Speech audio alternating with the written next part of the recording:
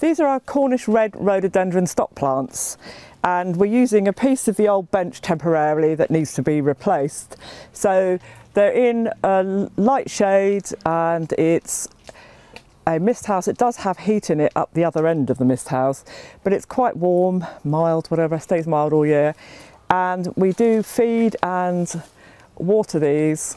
That's something you should bear in mind if you're going to take cuttings off something, is give it a really, really good soak, a few hours or a couple of days before you use it, to encourage it to produce the ideal kind of growth, really.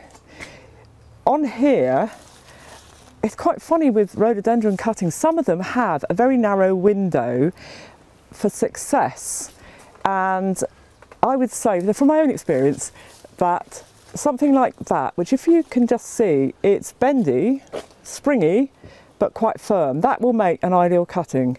Whereas something like this is a bit too soft, if you can see. I'll just move that, excuse me a second. But that's actually a bit too soft, so you need to wait for that to harden up. But that's also the ideal size. I'm just going to cut that off. Again, you want to look after your stock plants. It's nice and clean. You have to keep an eye out for pests and the ever-present vine weevil, I'm afraid. But these have all been dosed for vine weevil. We keep an eye out for other problems. So I'm just going to go on here. I want to encourage more growth again, so I'm going to go there, and then those will shoot from the buds. And what I've got here, I'm actually going to waste that one because it's just too soft. And the leaves are soft as well. So what I'm actually looking for is that part there. So I'm going to get rid of the spare, and I'm going to just cut below the leaf scars. If you can see where the scars that separate this year's growth from the old growth, you can see the leaf scars. They're like, where the leaf scars are quite close together. So you go below there and you just cut that. I'm going to neaten that off with a knife, but that's the basic cut you do.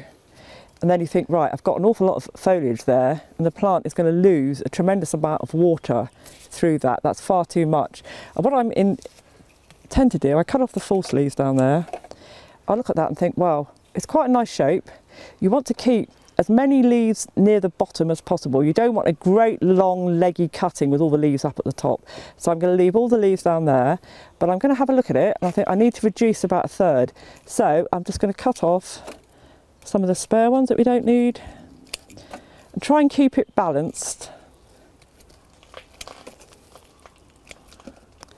And that really is that's probably going to be it. That's all I can actually cut off like that.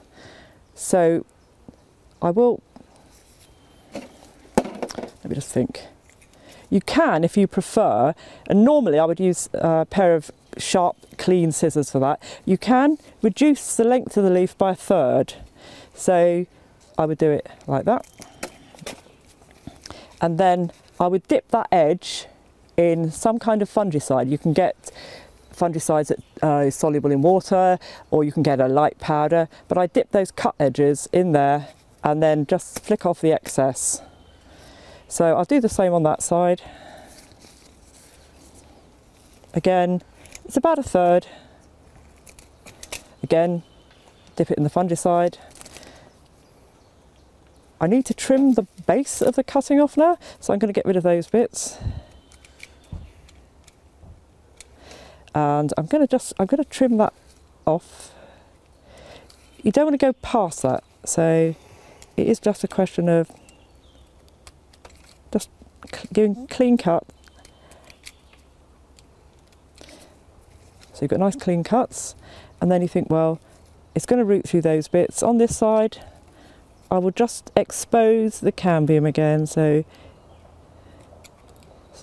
sometimes it's easier to do than other times. You don't want to go too far in, because the actual cambium, I say, is only that little bit around the edge really, so it's a very thin layer. But that is going to be your cutting.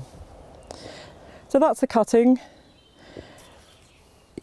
It's ideal with something like rhododendrons to have a nice big tray, nice and deep.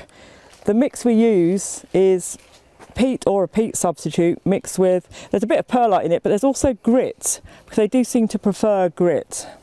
So basically you just need enough of the cutting to go into that cell to hold the plant upright. So really you only want to go about 2 centimetres max.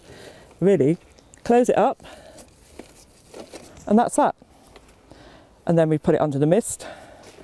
And beside you, this is a plant from last year, and this is a plant from the year before that.